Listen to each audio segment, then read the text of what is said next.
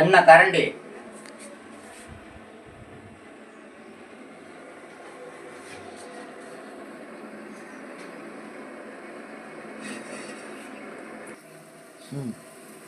இன்னும் வேகணுமா? குண்டா காயணும்.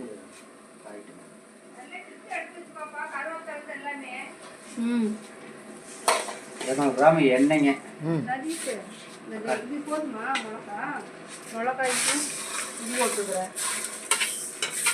ஏன் சொல்லிட்டு போடுங்க. சொல்லுங்க. வெங்காயத்தை போட்டுக்கிறோங்க. கடைசியாக வந்து வாசனை பொருளை அப்புறம் சேர்த்துக்கலாம்.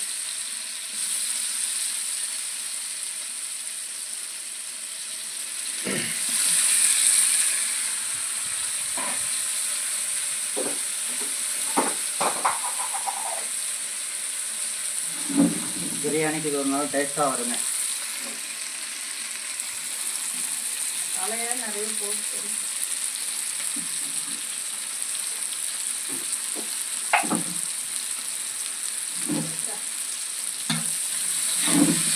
வெங்காயம் நல்லா வணங்கிட்டு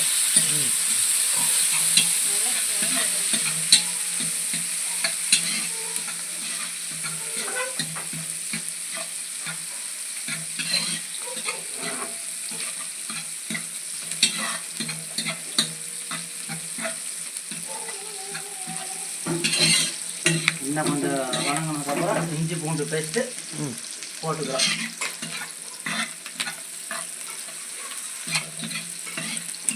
நல்லா பொன்னிறமாக வரணுமா? ஆமாங்க, இன்னும் கொஞ்சம் பொன்னிறமாக தான் வந்து பிரியாணியோடைய கலரு டேஸ்ட்டு நல்லா வெங்காயம் டேஸ்ட் எடுத்து கொடுக்கும். அதுக்கப்புறம் தான் கடைசி தக்காளி போட்டு வாசனை பொருளெல்லாம் சில பேர் பட்டை கிராம்பு ஏலக்காய் எல்லாமே சேர்த்திடுவாங்க. இப்போ நாம் வந்து வெங்காயம் வணங்கினதுக்கப்புறம் அதை சேர்த்துறோம் நம்ம. அவ்வளோதான். இது பார்த்தீங்கன்னா ஒரு 5 பேர் சாப்பிட்ற மாதிரி. அவ்வளோதான். பட்டையை போடுறோங்க. பட்டை ஒரு 4 பட்டை இருந்தால் போதுங்க.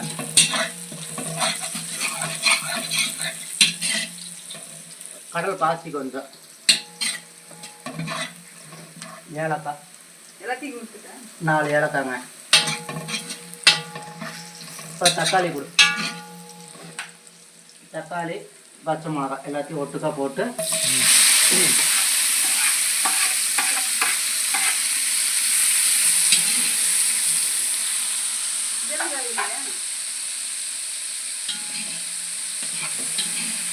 ரெண்டு ஸ்டார்ப்பு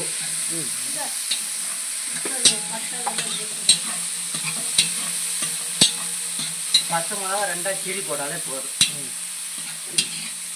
அதிலே காரமெல்லாம் காரம் வந்துருமா? அதிலே காரம் வந்துடுங்க. அப்புறம் அதுக்கப்புறம் நம்ம மசாலாலாம் போடுறோம். அப்புறம் அதில் கொஞ்சம் காரம் வருங்க. இப்போ இதுக்கு உண்டானது கொஞ்சம் உப்பு இருக்கும். உப்பு கூட இருக்கும்.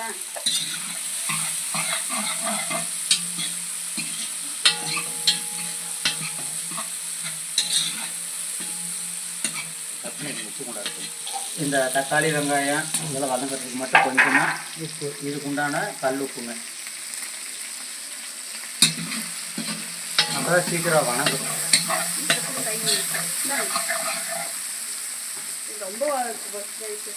அதெல்லாம் ஒன்றும் இல்லை. அலசிக்கிறோம் நம்ம. மஞ்சத்தூள் எல்லாம் போட்டுங்க. கறி நல்லா அலசுறோம். மஞ்சத்தூள் கொடுங்க. ஒரு டைம் 2 டைம் அலசிக்கிறோம்.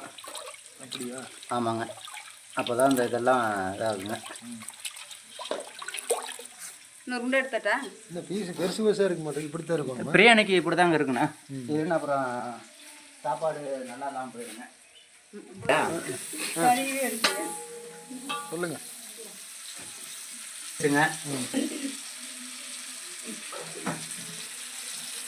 புதினா கொத்தமல்லி இப்பயே போட்டுருவோம்மா? ஆமாங்க, இதை போட்டால்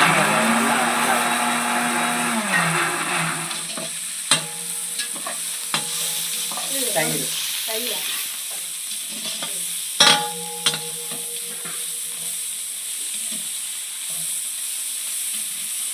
போயிட்டு ஓடிச்சதா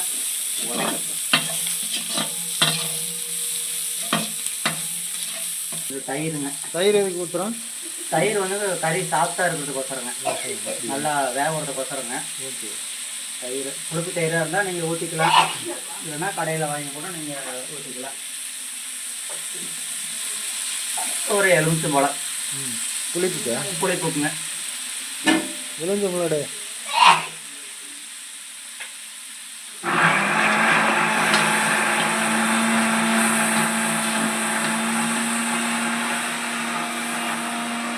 கறியை போடுறேங்க.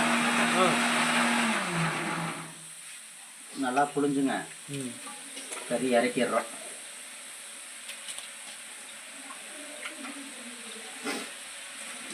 தயிரோட வரும்போது பார்த்தீங்கன்னா கறி நல்லா சாப்பிட்டா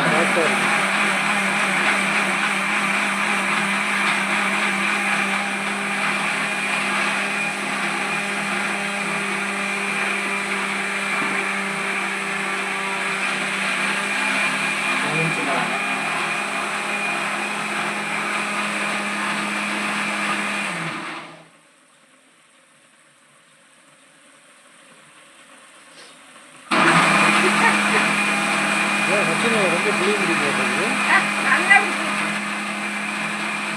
நமக்கு அழுவு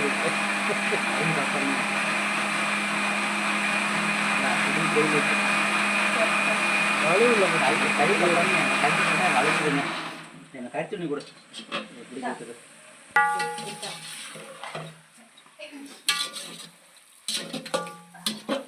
இதெல்லாம் போட்ட உடனே பாருங்க, இதுலயே கொஞ்சம் வாசனை பாருங்க, அருமையாக இருக்கு.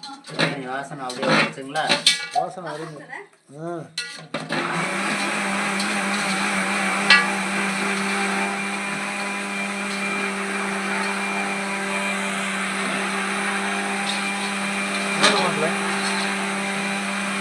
இன்னும் பாருங்க, இன்னும் மசாலா சேர்க்கும் போது இன்னும் உங்களுக்கு நல்ல அருமையான வாசனை கிடைக்கும்.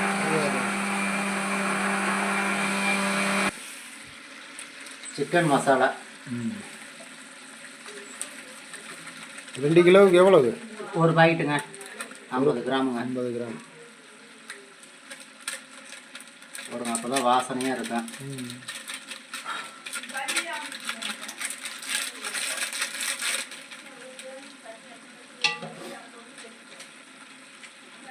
அடுத்தது கரம் மசாலாங்க. அது எவ்வளோ? கரம் மசாலா பாதி போட்டால் போதுங்க. 50 கிராமில் பாதி போட்டாலே போதுங்க. இது ஒரு வாசனைக்குங்க. பிரியாணி மசாலாங்க. ஃபுல்லாக போட்டுடலாமா? போட்டுடலாம், அவ்வளோதாங்க. சின்ன பாக்கெட் தானுங்க. 2 கிலோவுக்கு எவ்வளோ? 2 கிலோவுக்கு 2 பாக்கெட்டுங்க.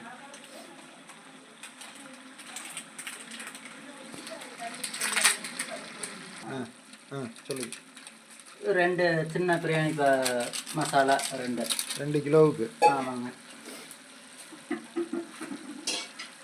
நிறம் கொடுக்குறதுக்குங்க மிளகாத்தூள், வர மிளகாத்தூளுங்க. வர மிளகாய்த்தூள். ஆமாம், அது பாதி போட்டால் போதும். 50ல் பாதி 25 கிராம். ஆமாம், ஏன்னா நம்ம பச்சை மிளகா வேறு போட்டிருக்குறோம்.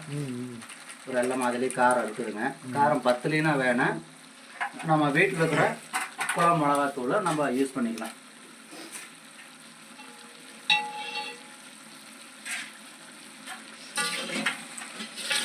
இது நல்லா பேட்டி விட்டோம்னா கறியோட எல்லாமே மிக்ஸ் ஆகிக்குங்க.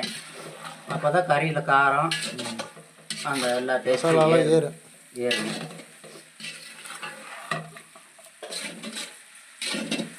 இதோட பச்சை வாசனை போகிற வரைக்கும் பரட்டிக்கிட்டே இருக்கணுங்க. இதெல்லாம் அடி பிடிச்சிக்கும், ஏன்னா தண்ணி ஊற்றில நான் பண்ணேன்.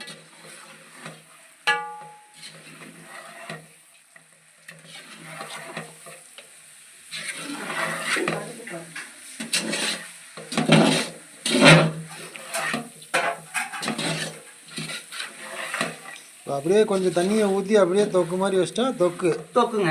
அது அப்புறம் உங்களுக்கு சாம்பார் வேணாலும் நீங்கள் தண்ணி நிறையா ஊற்றினாலும் சாம்பார், குழம்பு வேணாலும் குழம்பு நீங்கள் எப்படி வேணாலும் வச்சுக்கலாம். இதில் எல்லா மசாலா கலந்தாச்சு. உங்களுக்கு எப்படி தேவையோ அப்படி. இதவே நீங்கள் வடி பிரியாணியும் செய்யலாம். வடி பிரியாணினா வடி பிரியாணின்னா சாப்பாட்டை வந்து நம்ம தனியாக ஏலக்காய் மற்ற வாசனை பொருள்லாம் போட்டு தனியாக சாப்பாட்டை ஆக்கி அதை வடித்து இந்த கிரேவியெல்லாம் அதில் கொஞ்சம் கொஞ்சமாக ஊற்றி சாப்பாட்டை போட்டு அப்படி கிளறி எடுக்கிறதுக்கு பேர் வடி பிரியாணி அப்படின்னு செய்யலாம். இதில் வர்ற கிரேவி வச்சு சரி செய்யலாம். ஒரு 2 நிமிஷங்க. அவ்வளோதான். இதில் இந்த தயிர், எலுமிச்சம்பழம், மற்ற மசாலா எல்லாருமே இதில் வந்து ஏறிக்கும்.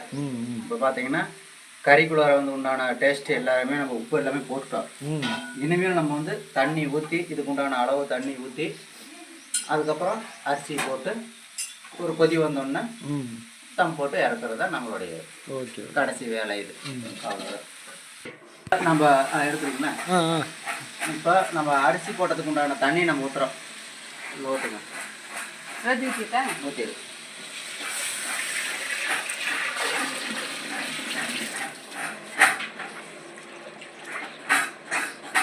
நல்லா கொதி வரும்போதுங்க இதில் காரம் உப்பு எல்லாம் பார்த்துக்கணும். உப்பு ஒருக்கா பார்த்துக்கிட்டு அப்புறம் அரிசி போடும்போது ஒருக்கா பார்க்கணும். ஏன்னா அரிசி போட்டதுக்கப்புறம் மறுபடியும் காரம் உப்பெல்லாம் கம்மியாக இருக்கும்.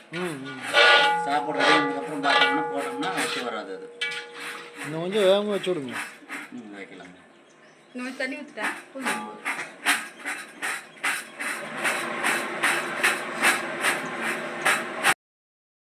இப்போ நல்லா குழம்பு கொதிச்சுக்கிச்சுங்க. இப்போ நம்ம அலசி வச்ச அரிசியை 2 டைம் அலசின அரிசியை நம்ம போடுறோம். உள்ளார அது பரவலாக போடுறோம். அரிசி எத்தனை? 2 கிலோவுக்கு 2 கிலோ அரிசியா? ஆமாங்க.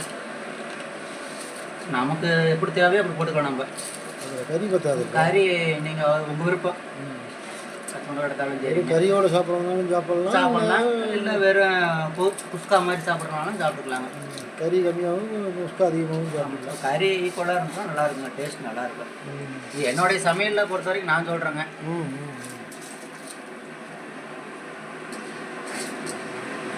போட்டோம்னா நல்லா இருக்குங்க.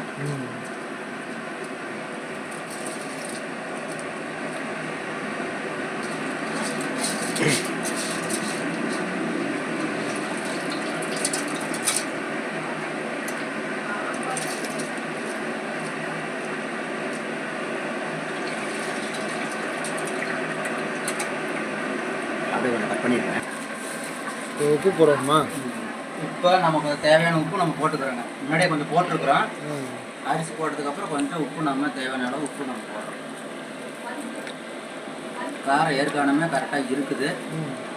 காரம் பத்தலை அப்படின்னா இன்னும் கொஞ்சம் கூட நம்ம போட்டுக்கலாம். ஆனால் போதும், இந்த காரம் போதும் நமக்கு.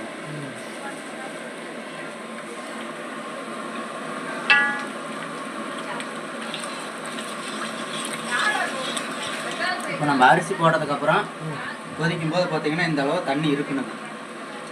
தண்ணி அதிகம் இருக்கக்கூடாது. இந்த அளவு தான் இருக்கணும்.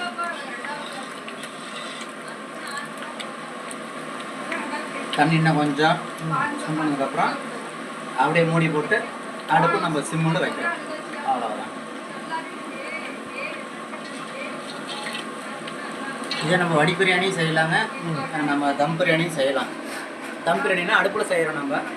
இது நம்ம வந்து கேஸ் அடுப்பில் செய்கிறோம் நம்ம. அவ்வளோதாங்க.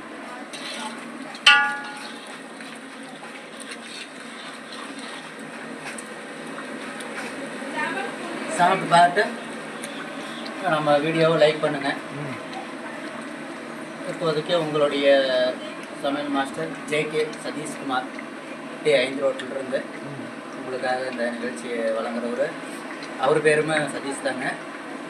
அவருமே நம்ம வராருங்க. செட்டிப்பாளையங்க. செட்டிப்பாளையத்துலேருந்து வந்து இந்த வீடியோ எடுக்கிறாருங்க. செட்டிப்பாளையத்துலேருந்துங்க சதி சரண் யூடியூப் சேனல்லேருந்து அவர் நமக்காக லைவில் இது பண்ணி கொடுக்குறாருங்க. அவருக்கு எப்போவுமே லைக் பண்ணுங்கள், ஆதரவு கொடுங்க.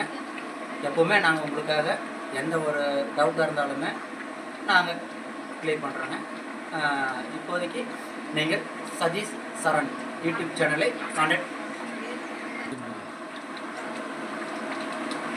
யூடியூப் சேனலுக்கு குழம்பு அருமையாக இருக்கா? கார உப்பெல்லாம் டேஸ்ட் கரெக்டாக இருக்குதுங்க.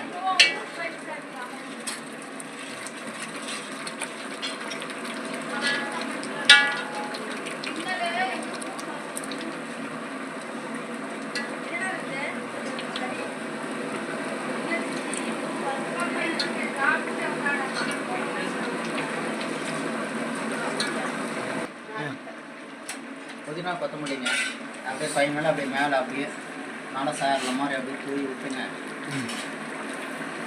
அப்படியே போட்டோம்னு வச்சுங்க, வாசனை அப்படியே பக்கத்து கடைங்க வந்து அடுத்து நம்மளை வந்து செஞ்சு வச்சுன்னு கேட்பாங்க.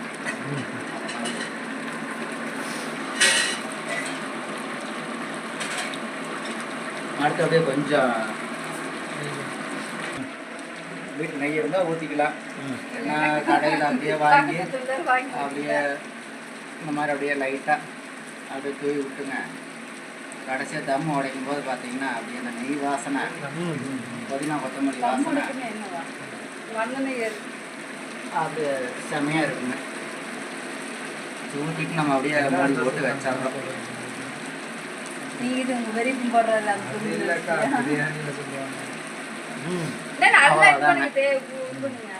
போதும், அவ்வளோதான், மூடி போட்டு தண்ணி குறைஞ்சிருச்சு போதுங்க. வெயிட்டு இப்போ நம்ம மூடி போடுறோங்க. மூடி போட்டு அடுப்பு குறைச்சிட்றோம். உடைக்கிறோங்க. மேலே இருக்கிற சுடு தண்ணி பாக்கெட்டு எடுத்துடுறோம். வெயிட்டுக்காக வச்சுருந்தோம், எடுத்து வைக்கிறோம். தட்டை எடுக்கிறோம். சூப்பராக வச்சுங்களா?